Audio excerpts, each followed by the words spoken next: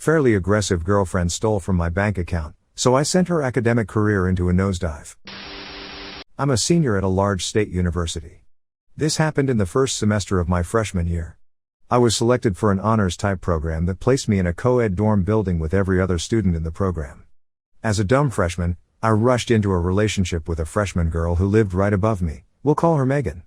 It was convenient for me to date someone who lived so close, but everyone else in our building hated Megan because she talked a lot, and almost exclusively about herself.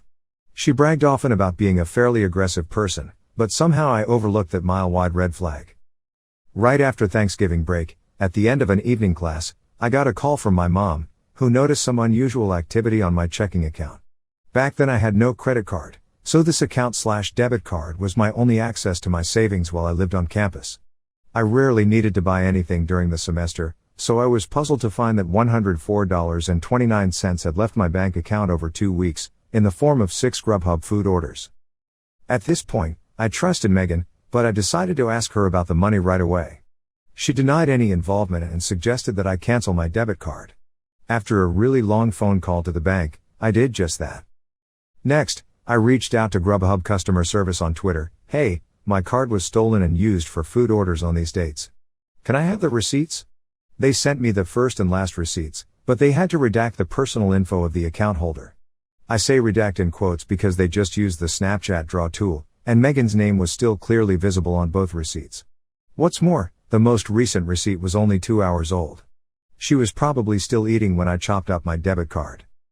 It's worth noting that she and I both had unlimited dining plans, paid for by our respective parents, and we lived 500 feet from the nearest dining hall. She didn't need to order food, and she definitely didn't need my money to do it. So I texted her again, I have the receipts from Grubhub.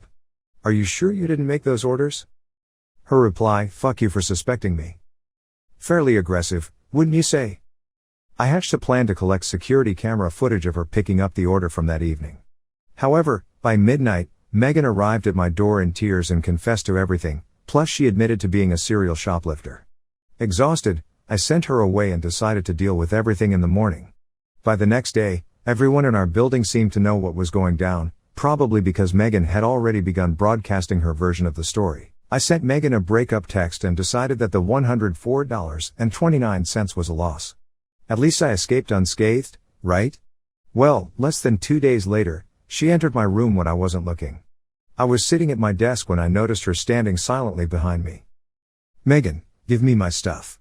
Where's my stuff? Me, what stuff? Megan, you know. I did not know. She tore through the room, looking for something that she refused to identify. Just as quick as she came, she was gone, and I locked the door because obviously this wasn't over yet. Within a minute, she was back. She stood outside my door, knocking and demanding I let her back inside. The knocking quickly got more violent. She started shouting, I know you're fucking in there. And opened the motherfucking door. Mind that we lived in this building with students in our program who all know each other, and all of them could hear her. Pretty quickly, Megan was rattling the handle of my door. Next, she began throwing herself at it, shoulder first, trying to break it down. I lived next door to my RA, but judging by the lack of any intervention, he was elsewhere. So I whipped out my phone and texted him to send backup. Meanwhile, I saw my heavy wooden door bending and buckling. I even heard it crack a bit. My RA was on duty in another building, so he sent 3 of his colleagues to de-escalate the situation. They brought Megan downstairs, where she revealed that the stuff she wanted was just the t-shirt and keychain that she gave me for my birthday. Whatever, I let her have those. I still just wanted this to be over. However, once I shared my story with the Resident Life staff, they filed university paperwork to place a no-contact order between me and Megan. They also recommended I contact the campus police, who then told me I should get my stolen money back in small claims court. I couldn't even get there without a car or money to pay for an Uber. Sorry, Judge Judy. At the request of the campus police, I also contacted the Title IX office at my school, sending them the story of everything you've read so far. They were interested, to say the least, although I didn't want any trouble.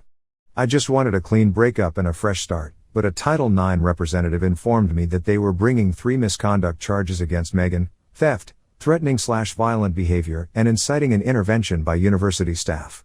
The representative asked me to serve as a witness in Megan's disciplinary hearing the next semester. I tentatively agreed, right before the representative set the hearing date for February 14th. Valentine's Day. I thought it was a joke, but they really did that. When the day of the hearing finally arrived, the no contact order was still in effect, but a few of my friends had kept tabs on Megan. For starters, she failed all of her classes in the fall. Someone in my math course confessed that Megan had tried to sleep with him while she was dating me, and he had to repeatedly tell her no. Even worse, Megan kept telling a twisted version of the whole story to try and turn my friends against me.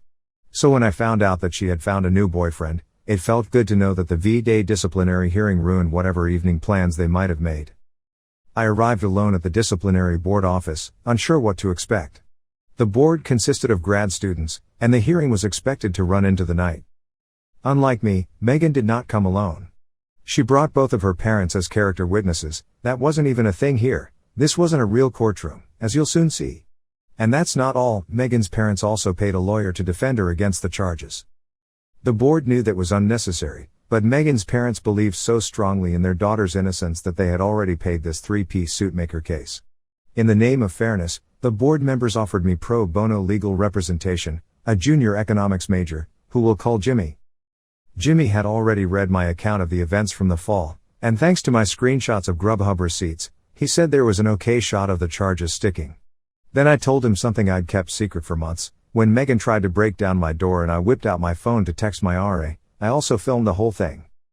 Jimmy couldn't get enough of the video. There was Megan, kicking and screaming and clearly trying to break into my dorm room. It was all the evidence I needed, and no one saw it coming. In the hearing, when the time came for me to make the case against Megan, Jimmy played the video on a big screen in front of everyone. The room went insane. In that instant, I realized that Megan really had convinced everyone I was the liar. In her version of the story, I gave her permission to buy food using my account. She told her parents that she'd asked me politely for her belongings, which I'd rudely hidden from her in my dorm room. In Megan's story, I was the sociopath trying to ruin her reputation. Before I unveiled the video, it was her word against mine. I still didn't want revenge. Even after finding out that Megan tried to cheat on me. But when I saw her parents flipping out at the video, why didn't you tell us you did this? And her lawyer raising hell, this evidence was not provided in pretrial disclosure. And a board member standing over him, "Sir, this is not a court of law. Please return to your seat," and him shouting objection. And her replying, "We don't have objections, this isn't a court of law," and Jimmy, my new best friend, just trying not to laugh out loud. That's when I realized how good revenge can feel when it's fair and deserved. The board found Megan responsible on all three charges. My side of the bench recommended the university terminate her housing contact and force her to pay restitution. Her side recommended only restitution and a reprimand. The board compromised. Her family paid back most of the money she stole, most because 2 of the 6 orders had the same price, and the lawyer convinced the board I had duplicated an order, and Megan was forced to move into a different dorm building. This probably would have helped her anyway, because every student in our program's building knew everything she'd done and lied about. They wouldn't speak to her, and no one wanted to be her roommate. By the time she had to move buildings, she'd already failed all of her courses again. Having paid for her tuition, her unused dining plan, her lawyer, and her restitution, Megan's parents finally pulled her out of school. Where are they now? Last I heard, Megan returned as a part-time student, but I never saw her again because the no contact order still stands. I'm now Facebook friends with the guy Megan tried to seduce. Oh, and Jimmy and I connected on LinkedIn. As for me, well, I no longer date fairly aggressive people.